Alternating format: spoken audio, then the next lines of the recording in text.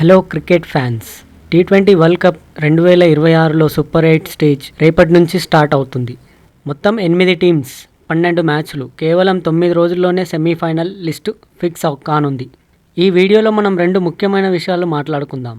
ఏ teams బలంగా కనిపిస్తున్నాయి, ఎవరెవరికి సెమీఫైనల్ ఛాన్స్ ఉంది, సూపర్ 8లో ఎన్ని మ్యాచ్లు గెలిస్తే సెమీఫైనల్కు సేఫ్గా వెళ్ళవచ్చు.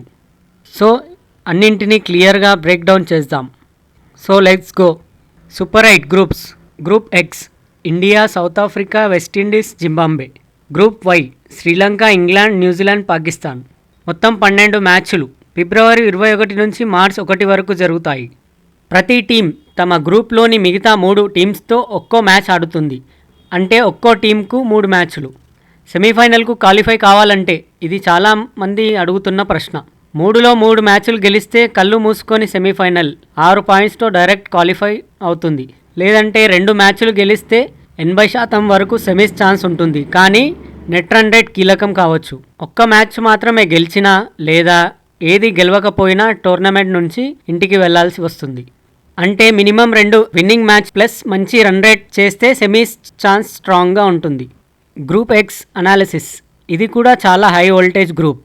జింబాబ్వే గ్రూప్ స్టేజ్లో షాకింగ్ పెర్ఫార్మెన్స్, కానీ మిడిల్ ఆర్డర్ సెట్ కాలేదు. Spin bowling week. సూపర్ 8లో అసలు పరీక్ష ఇక్కడే. ఇక వెస్టిండీస్ విషయానికి వస్తే టీమ్ ఎఫర్ట్ బాగుంది. కెప్టెన్ ఫామ్లో ఉన్నాడు, కానీ ఇన్కన్సిస్టెన్సీ పెద్ద సమస్య. 2 లేదా 3 ప్లేయర్స్ ఫెయిల్ అయితే మ్యాచ్ చేజారిపోతుంది. ఇక సౌత్ ఆఫ్రికా విషయానికి వస్తే బ్యాటింగ్ బలంగా ఉంది. Top order stable, face bowling dangerous, spin కొంచెం వీక్, కానీ ఓవరాల్గా టీం మంచి ఫామ్లో ఉంది. ఇక మన టీమిండియా విషయానికి వస్తే గ్రూప్ స్టేజ్లో చాలా క్లీన్గా ఆడింది. ప్రతి మ్యాచ్లో డిఫరెంట్ ప్లేయర్స్ స్టెప్ అప్ అవుతున్నారు. పాజిటివ్ ఏంటి అంటే collective bowling effort, batting depth.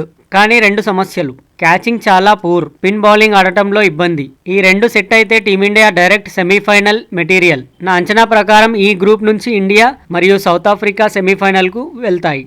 ఇక గ్రూప్ వై అనాలిసిస్.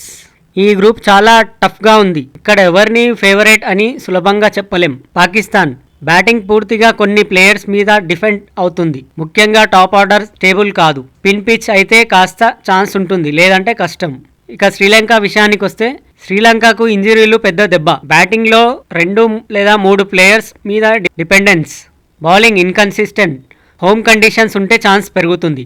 ఇక ఇంగ్లాండ్ విషయానికి వస్తే ఓపెనర్స్ ఫామ్లో లేరు, కానీ మిడిల్ ఆర్డర్ బలంగా ఉంది. Bowling unit okay, openers clean అయితే ఈ టీం డేంజరస్గా మారుతుంది.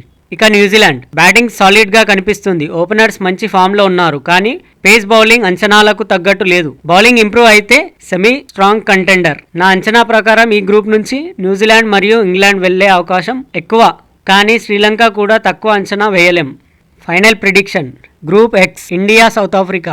Group y New Zealand, England. మీకు ప్రిడిక్షన్ ఏంటో కామెంట్స్లో చెప్పండి. ఈ వీడియో నచ్చితే లైక్ చేయండి. ఇంకా ఇలాంటి అనాలిసిస్ కోసం ఛానల్ సబ్స్క్రైబ్ చేయడం మర్చిపోవద్దు. Thank you for watching. Have a nice day.